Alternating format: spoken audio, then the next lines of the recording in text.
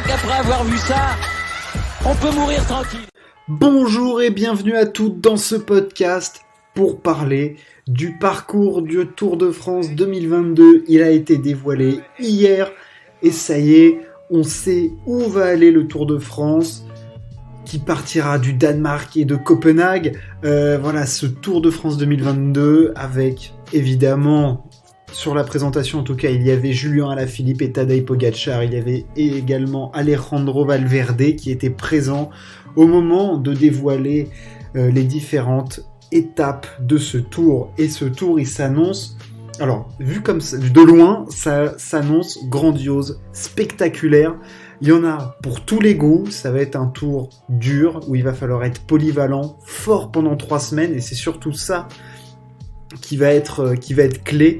Et honnêtement, c'est un très très beau tracé que nous ont offert les organisateurs de ce tour. Des arrivées au sommet, des arrivées dures comme la super planche. On aura des pavés avec une arrivée à la trouée d'Arambert, à Arambert Porte du Hainaut. Un gros chrono de 40 km. Enfin, des étapes de bord de mer avec potentiellement des bordures, enfin, il y en a pour tous les goûts et franchement, ça s'annonce d'ores et déjà mythique. On va rentrer un petit peu plus dans le vif du sujet avec les étapes qui s'annoncent clés. Je vais pas parler des favoris, tout ça, puisqu'on sait même pas qui sera là, même si on suppose que Julien sera là, Pogačar sera là, Roglič sera là. Voilà, il va y avoir les gros seront là, il y a pas de souci là-dessus, c'est sûr. On commencera direct dans le vif du sujet le 1er juillet avec un contre-la-montre de 13 km, une sorte de petit prologue dans les rues de Copenhague. Bon, alors, je sais pas si on peut appeler ça comme une étape clé, mais il faudra déjà être en forme. C'est surtout la deuxième étape, au bord de la mer, assez spectaculaire, un peu comme Zélande aux Pays-Bas en 2015, où ça avait été complètement battu par le vent et le peloton avait explosé, et on le sait qu'il y a des équipes qui peuvent être spécialistes de ces coups de bordure, notamment évidemment la de Koenig, mais on sait qu'Ineos peut être très fort là-dessus. Enfin, il va y avoir des coups de tenté si ça peut être tenté, et dès la deuxième étape, on peut déjà avoir entre le petit prologue et cette deuxième étape des écarts qui peuvent être déjà conséquents entre les favoris. Ensuite, on aura un jour de repos le 4 juillet, et on se dirigera tout droit vers une autre étape clé, celle du 6 juillet, la 5e étape entre Lille et Arambert Porte du Hainaut, comme je vous ai parlé avant. 20 km de pavés. Alors là, ça pose tout de suite des questions, puisque on le sait, les pavés, c'est plutôt pour les poids lourds, parce qu'ils ont tendance à être brinque-ballés dans tous les sens. Les petits poids légers, on se souvient de Contador qui avait complètement lâché en 2010 sur les pavés. Est-ce qu'un Pogačar peut arriver ? Est-ce qu'on va avoir des écarts ? Est-ce qu'il va pleuvoir ? Est-ce que ça va glisser ? Est-ce qu'il va y avoir des chutes ? Est-ce qu'on va assister à une classique dans le Tour de France qui sera classique ? Enfin, je veux dire, waouh, une mise en abîme, quelque chose d'exceptionnel. Ça s'annonce mythique, et forcément 11 secteurs pavés, même certains inédits, pas empruntés par Paris-Roubaix. Ça va être une journée très dure physiquement, de laquelle il faudra récupérer, et le lendemain ce sera très compliqué puisque ce sera une arrivée à Longwy, voilà, c'est un truc pour puncher. On pense évidemment à du Van Der Poel, du Van Aert, du Alaphilippe, bien évidemment. Mais la première, peut-être grande explication, sûrement entre les favoris, ce sera cette 7e étape entre Tomblaine et la super planche des belles filles. Cette arrivée avec ce dernier kilomètre dans le sable, là, comme on avait eu en 2019, là où Alaphilippe n'avait pas parvenu à sauver son maillot jaune. Victoire de Dylan Teuns, si je ne m'abuse.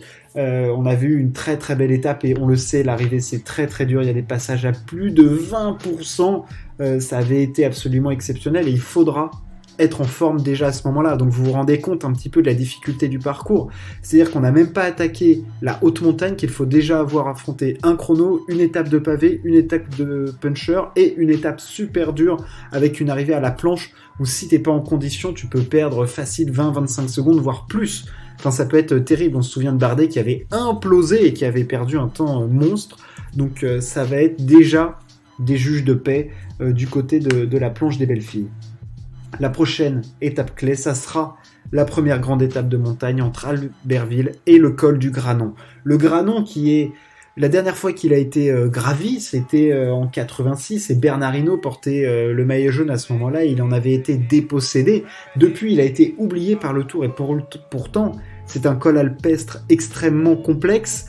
C'est plus de 11 km à 9%. C'est très très dur en France.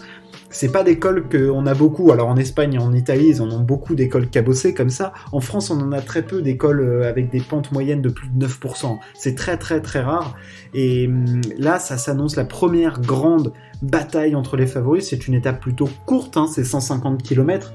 Mais voilà, c'est la première étape alpestre avec une explication au sommet qui sera enchaînée par la suite avec l'Alpe d'Huez. Les 21 lacets mythiques de l'Alpe d'Huez. Qui avait été oublié depuis la victoire de Geraint Thomas en 2018. Une étape qui s'annonce compliquée, puisque avant il y aura le Galibier, il y aura la Croix de Fer, si je ne m'abuse, enfin le Télégraphe, pardon, et la Croix de Fer. Ils y seront tous, et tu finis à l'Alpe d'Huez. Un doublé des Alpes, 2 arrivées au sommet consécutives. Dans le Tour de France, voilà, parfois on a vu des étapes avec des arrivées en descente. Là, que nenni, arrivé à la planche, arrivé au col du Granon, arrivé à l'Alpe d'Huez, ça s'annonce costaud. On part ensuite du côté des Pyrénées, il y aura un petit peu de répit, peut-être qu'il y aura quelques étapes pour baroudeurs, notamment entre Carcassonne et Foix, ou en arrivée à Mende, enfin voilà, il y a des étapes de sprint. On aura une deuxième journée de repos le 18 juillet, ça sera la dernière, et là on arrive sur la fin qui s'annonce dantesque, avec la 17e étape entre Saint-Gaudens et Péragude à l'Altiport, là où s'était imposé Romain Bardet en 2017. Ça avait été une grande étape, et là c'est une étape très courte, de 130 km, où il y aura 3 ascensions, notamment il y aura la Ourquette dans 6 ans, il y aura l'Aspin, et il y aura Val-Louron-Azay avant Péragude. 4 ascensions, avec, on le sait, l'Altiport qui est très raide, très dur. Il va falloir être très très en forme et on aura ici, encore une fois, c'est sûr, une explication entre favoris. Et surtout, cette étape est propice à avoir des attaques de loin puisque c'est une étape courte où les difficultés sont rassemblées à la fin. Dans les Pyrénées, ça va s'enchaîner assez vite. Hein. Aspin, Ourquette, Val-Louron, Azay, Péragude, ça monte, ça descend, c'est tout de suite. Et ça s'annonce une étape très très vive, avec beaucoup d'attaques, et puis quand on voit les énergumènes qu'il y a dans le peloton en ce moment, tu sais que ça peut péter un tout instant, parce qu'un Pogačar, si ça partir à 50 bornes, ça lui fera pas peur. Roglic, s'il faut tout faire péter, pareil. Julien, il peut te faire une étape de mythique. S'il y a du Van Aert qui traîne aussi, enfin, tu peux en avoir dans tous les sens. Et le lendemain, il faudra encore bien s'accrocher, parce que t'arrives, ça sera la dernière étape de montagne, entre Lourdes et Hautacam. Encore une grosse étape. Elle est très bien tracée, cette étape. Toutes les difficultés sont concentrées dans les derniers kilomètres. On aura l'Aubisque, on aura le col de Spandel et on aura l'arrivée à Hautacam. Des gros morceaux et surtout tout concentré dans les 50 derniers kilomètres où en gros je crois que t'en as quasi 39 qui sont en montée, enfin un truc d'une autre dimension. Donc là, après la montagne, on aura une idée des forces vives, mais il faudra encore affronter la dernière difficulté qui s'annonce être quelque chose qui peut rebuter même certains spécialistes de la montagne, puisque la 20e étape, veille d'arriver aux Champs-Élysées, il y aura un contre-la-montre de 40 km à Rocamadour, et là, sur un parcours d'abord plat, puis après très vallonné, ça va être un effort d'une 50aine de minutes. Et là, ça s'annonce très très dur et ça s'annonce déterminant d'ores et déjà puisque, on le sait, sur le Tour de France, tu peux pas te permettre de gagner le Tour de France si t'es pas bon contre la montre. Pogačar est brillant, Roglic est un des meilleurs rouleurs du monde. Ça va envoyer très très fort et j'ai peur pour les pas petits rouleurs, mais enfin parce que c'est déjà énorme ce qu'ils arrivent à faire, mais je pense à des mecs comme Mikel Landa ou un Richard Carapaz qui sur des chronos pareils mais vont prendre des tirs monumentaux. Enfin je veux dire même face à des Jonas Vingegaard, ça peut être terrible pour eux. Mais bon, ils seront évidemment là, hein. On va pas avoir que Roglic et Pogačar et Bernal, hein, parce que même Bernal, il peut se faire laminer sur un chrono comme ça. L'avantage, on peut se dire, c'est que c'est la 20e étape.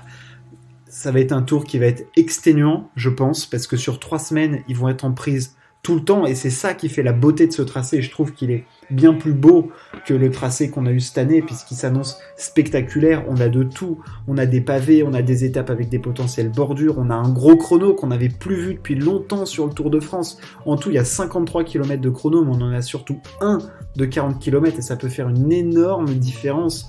On a des arrivées au sommet, on en a 5. C'est énorme, 5 arrivées au sommet pour le Tour de France. On compare pas à la Vuelta où ils te font des petites arrivées sur des petites buttes, qui comptent comme des arrivées au sommet. Là, on a 5 grosses arrivées au sommet à Péragude, à Hautacam, à l'Alpe d'Huez, au Granon et à la Super Planche des Belles Filles. Donc quasiment toutes les étapes de montagne se finissent par une arrivée au sommet en fait. Voilà, tu traverses le massif, bam, t'arrives au sommet, ça va faire mal, les leaders vont vouloir aller chercher les bonifs, vont vouloir aller chercher les victoires d'étape, les maillots, et ce tracé est pour moi, j'ai envie de dire, là comme ça a l'air parfait quoi. Il y en a pour tout le monde. Tu vas te régaler tout le temps, ça va être en prise régulièrement. Enfin, je veux dire, les 9 premières étapes, il n'y a rien de plat à part peut-être celle du 3 juillet, quoi. Enfin, ça va être un enfer pour tout le monde. Voilà, la première journée de repos va être la bienvenue. Et ce tracé est vraiment très très bien réussi. Je trouve que les organisateurs ont extrêmement bien travaillé pour nous offrir un tracé qui s'annonce spectaculaire ou qui se veut déjà spectaculaire. Je pense que le Tour de France a besoin de ce genre de spectacle et que c'est la plus grande course cycliste du monde et ils se doivent de fournir un parcours, un terrain de jeu pour les coureurs qui leur permettent de s'exprimer au mieux. Et je pense que là, ils leur ont fourni un matériel absolument exceptionnel avec des étapes qui leur permettront d'imaginer des scénarios de fous. Enfin, moi, je m'imagine déjà entre Saint-Gaudens et Péragude avec, je sais pas, Roglic qui doit remonter 1 minute 30 sur Pogačar et qui attaque dans la Hourquette dans 6 ans alors qu'il reste 50 bornes et qui roule derrière.